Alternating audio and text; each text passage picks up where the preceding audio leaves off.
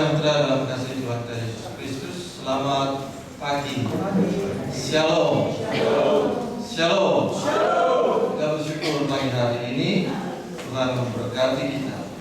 Tuhan menolong kita sehingga kita boleh berada pada pagi hari ini. Haleluya. Kita buka kitab kita dalam Injil Yohanes pasalnya yang ke-15. Ayat-ayat yang sudah sangat lazim kita pelajari saudara pada pagi hari ini. Yohanes pasalnya ke-15. Mari kita lihat Yohanes pasalnya yang ke-15.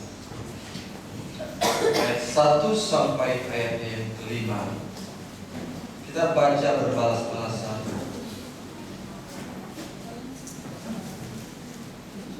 Yohanes pasal 15. Saya baca ayat 1, saudara membaca ayat 2. Sudah dapat? Haleluya.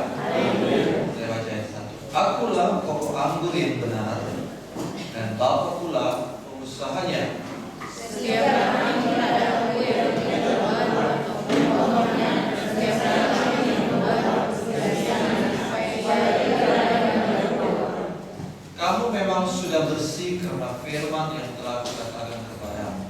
Tinggallah dalam aku dan aku di dalam kamu, sama seperti ranting tidak dapat berbuat dari dirinya sendiri. Kalau ia tidak tinggal pada pokok anggur, demikian juga orang tidak dapat berbuat jikalau orang tidak tinggal dalam aku. Akulah pokok anggur dan kamulah ranting-rantingnya. Barang siapa tinggal di dalam aku dan aku di dalam dia, ia berbuah banyak, sebab di luar aku kamu tidak dapat berbuat apa. Barang siapa tidak tinggal dalam aku, ia berbuat seperti ranting dan menjadi kering. Kemudian keluar orang dan mencampakkan ke dalam api lalu dibakar. Cukup. Pertanyaan kita bukanlah bagaimana supaya saya menjadi ranting. Kita berkata, karena kita sudah menjadi ranting, di mana Yesus adalah pokoknya, pokok anggurnya, batang anggurnya, kehidupan yang utama adalah Yesus. Kita adalah rantingnya. Jadi kita tidak bertanya lagi, bagaimana supaya saya menjadi ranting? Kita sudah menjadi ranting. Yesuslah pokoknya. Pertanyaannya adalah selalu bagaimana supaya kita dapat berbuah? Sebab yang Tuhan inginkan selalu dalam kehidupan ini adalah buah. Tuhan tidak menghendaki daun. Dalam ulama dia bilang, jangan jadi pohon tak berbuah, hanya tinggal daun saja. Kita tidak mau menjadi pokok anggur, atau ketika kita diandaikan sebagai pohon, lalu kita hanya didapati daun saja. Matius pasal yang ke-21 ayatnya yang ke-18, 19 dan seterusnya bercerita kepada kita. Matius 21 ayat 18, 19, bahwa suatu ketika dalam perjalanan Yesus kembali ke kota, Yesus merasa lapar karena dia pun darah daging seperti manusia, namun Yesus tidak berbuat dosa. Dia pun merasa lapar. Ayat 19, dia mendapati di sana, di dekat jalan dia melihat pohon ara, lalu dia pergi ke situ. Tapi dia tidak mendapat apa-apa pada pohon itu selain daun-daun saja. Saya tanya, apa Yesus senang mendapati daun-daun saja? Apa Yesus bahagia mendapati daun-daun saja? Tidak. Alkitab berkata apa? Dia kemudian berkata kepada pohon itu, engkau tidak akan berbuah lagi selama-lamanya. Saudara, Yesus mengutuk pohon ara itu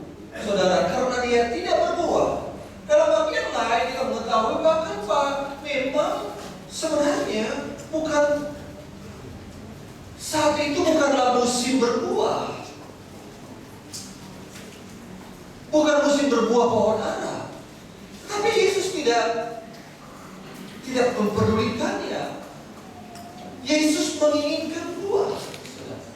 Jadi kita tidak mau menjadi pohon yang tidak berbuah. Kita tidak mau menjadi ranting-ranting dari pokok anggur yang tidak berbuah. Allah mau kita bukan saja berbuah, tetapi Allah berkata, Yesus berkata dalam ayat-ayat yang sudah kita baca, berbuah banyak. Coba bilang, berbuah banyak. Bukan saja berbuah satu. Alkitab berkata 30, 60, 100 kali lipat. Berbuah banyak. Saudara, Tuhan Yesus mau kita berbuah-buah, mengeluarkan buah-buah yang banyak. Berbuah itu, saudara, berimplikasi pada kehidupan jasmani dan terlebih kehidupan rohani. Berbuah dalam hal jasmani, dalam kehidupan, dan berbuah dalam kehidupan rohani kita. Dalam kehidupan jasmani, dia memiliki pencapaian dalam kehidupan. Dulu hidup gak karuan.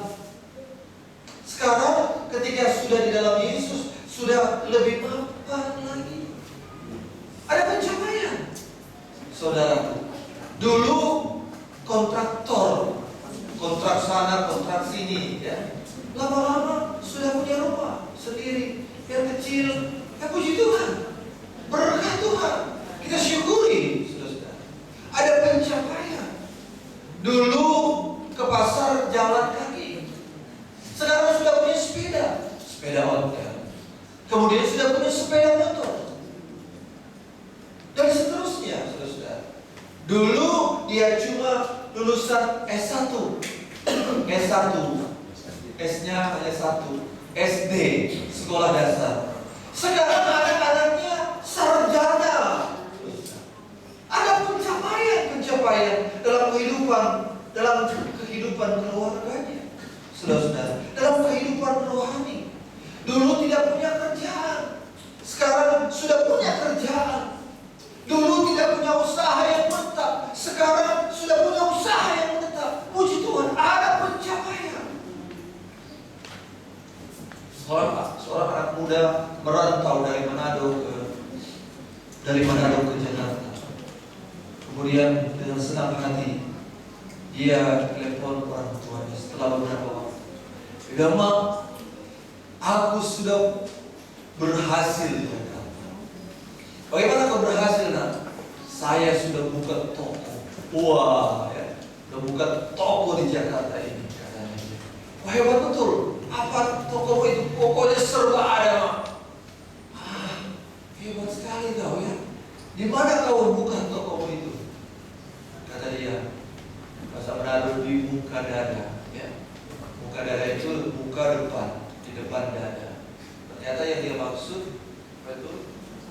Yang jualan rokok, tisu, permen, kacang, cangkimen gitu ya, di muka tuh. Yang di dada gitu ya. Muka dada, depan dada. Ya. Jadi apa itu namanya? Asongan. Dulu tidak punya apa-apa, sekarang ada. Dulu tidak punya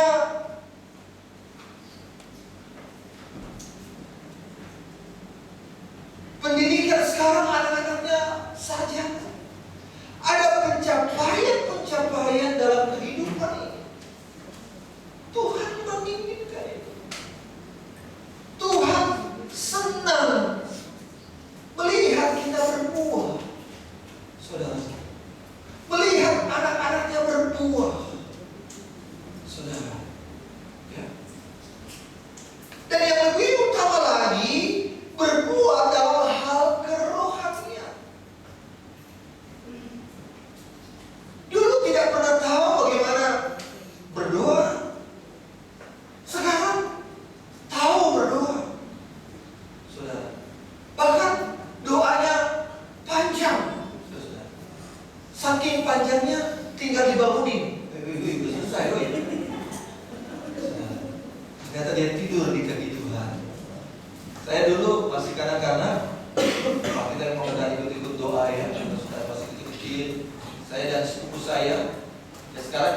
menjadi pendeta semua. Udah amin? Karena paman kami itu lama ya kalau berdoa ya. Kita ikut doa semua, keluarga, orang-orang yang ikut doa di rumah juga. Ya. Sepupu saya pasti sebelah saya. Saya lihat dia berlutut. Kita udah amin. Dia belum amin. Saya maksudnya membangunkan dia. Udah amin. Saya senggol dia begini. Dia jatuh. Ternyata dia tertidur di kaki Tuhan Yesus. Dulu tidak tahu memberikan korban persembahan. Sekarang tahu memberi. Dulu tidak pernah kasih persepuluhan. Sekarang kasih persepuluhan. Ada pencapaian. Ada buah-buah dalam rohani. Dulu tidak tahu melayani. Sekarang tahu melayani. Dulu aku jauh-jauh dari jalan surga, orang yang terhina dan penuh dosa-dosa. Tiba-tiba ku dengar suara Tuhan memanggilku. Aku melangkah menuju surga. Lain dulu, lain sekarang. Kini ku hidup di dalam Tuhan yang penuh damai dan penuh sentosa. Ku merasakannya. Lain dulu, lain sekarang. Dulu dia tidak tahu berkorban, sekarang sudah hebat. Dulu dia tidak tahu bersaksi, sekarang tahu bersaksi. Dulu dia tidak tahu melayani, sekarang sudah bisa melayani. Dulu doanya 5 menit, sekarang doanya sudah lancar. Ada pencapaian dalam kehidupan kerohanian. Tuhan menginginkan hal itu. Tidak ingin, Tuhan tidak ingin kita begitu saja. Baik dalam kehidupan jasmani maupun dalam kehidupan rohani. Dari dulu begitu saja. Kemudian dia berkata, Tuhan Yesus tidak berubah, saya pun tidak berubah. Begitu saja. Kehidupannya begitu saja. Ada perubahannya. Baik dalam kehidupan jasmaniannya, apalagi kehidupan rohaniannya. Saudara, udah waktunya bagi kita, saudara-saudara, untuk mengalami perubahan. Naik. Bila takut membayang dan hatimu bimbang, pantang terus pada Tuhan. Harap dan sembahyang dengan kuasa Roh Suci apa? Naik lebih tinggi. Berbuah semakin. Jangan daun saja. Ada buah-buah dalam kehidupan jasmania. Saudara, ada buah-buah dalam kehidupan berrohani kita. Dulu kita lihat orang ini, ibu ini, senggol dikit saja. Bahasa Latinnya bilang tapela besar. Ya, ada tahu itu tapela? Tapela itu apa ya? Bahasa Yunani itu tapela. Senggol dikit, langsung marah. Ya. 7 uppercut dulu, ngomongnya belakangan. Sekarang kita lihat orang udah sabar, udah berubah, udah ada buah kesabaran. Dulu kita lihat orang ini gak setia, sekarang kita lihat orang ini setia sekali. Maka dia tanya, kapan lagi ibadah Pak Pendeta? Udah selesai ibadah, dia bilang, kapan lagi kita ibadah? Ada kerinduan, semakin besar, semakin dalam. Nah begitulah yang Tuhan inginkan. Tambah hari, tambah cinta Yesus. Tambah hari, tambah ku setia. Tambah hari, tambah suci.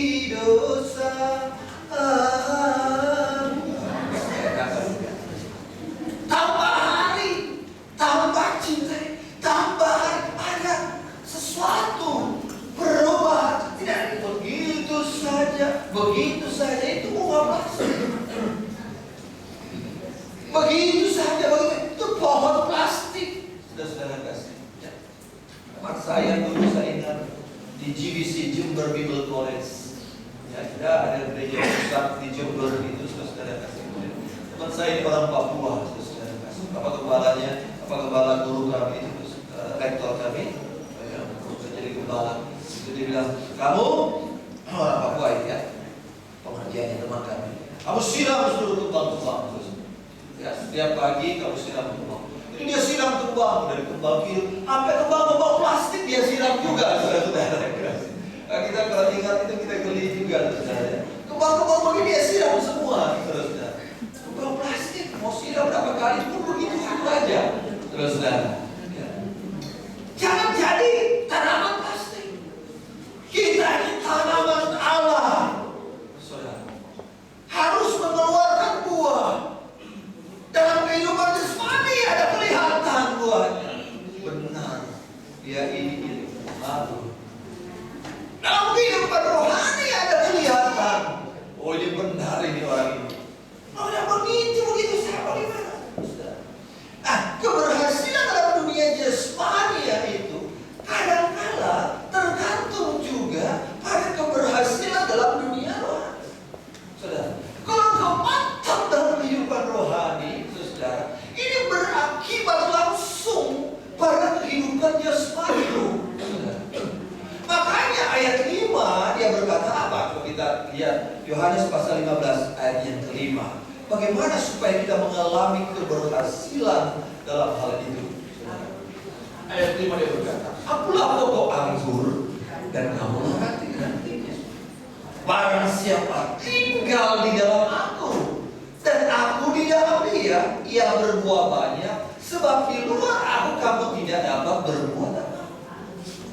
Ya, lihat. Di luar aku nggak ada buah-buahnya, kata Tuhan Yesus. Jadi kehidupan jasmani itu tergantung pada kehidupan rohani. Kalau kehidupan rohanimu itu benar, maka itu akan berimplikasi pada kehidupan jasmani. Karena sesungguhnya kita ini tidak bisa dilihat mana kehidupan rohaninya, mana kehidupan jasmani. Kita ini sebenarnya utuh satu, saudara. Ya. Kita tidak bisa menampakkan, saya lagi hidup rohani ini, nggak bisa. Saudara. Sesungguhnya apa yang terlihat itulah kita. Nah, kehidupan rohani kita berimplikasi, berdampak pada kehidupan jasmani kita. Nah, Alkitab berkata apa? Bagaimana caranya? Alkitab berkata, barang siapa tinggal di dalam aku dan aku di dalam dia, saudara putar, saudara cari di mana-mana, saudara dengar, saudara baca literatur dan sebagainya, tidak ada penganjur agama yang pernah berkata seperti ini. Hanya Tuhan Yesus saja. Hanya Tuhan Yesus saja yang berkata demikian. Barang siapa tinggal di dalam aku dan aku di dalam dia. Beda tak? Tinggal di dalam aku di dalam dia. Kalau tidak salah, dulu saya sudah pernah kasih perumpamaan ini. Kita ambillah segelas air, kemudian kita ambil gundu atau batu lah, batu kecil yang licin. Kita masukkan batu itu ke dalam gelas air tadi. Kalimatnya berkata apa? Batu berada di dalam air. Tapi apakah air ada di dalam batu? Tidak. Batu berada di dalam air, ya. Tapi apakah air ada di dalam batu? Tidak. Sekarang ambillah kapas atau benang. Saudara ambil lagi air segelas. Kemudian masukkanlah segumpal kapas itu. Pertanyaan, apakah kapas berada di dalam air? Ya. Apakah air berada di dalam kapas? Ya. Demikianlah yang Tuhan inginkan. Kita jangan jadi anak Tuhan batu. Ya. Jangan jadi anak Tuhan batu, saudara. Hanya berada di dalam Tuhan, tapi Tuhan tidak berada di dalam Tuhan.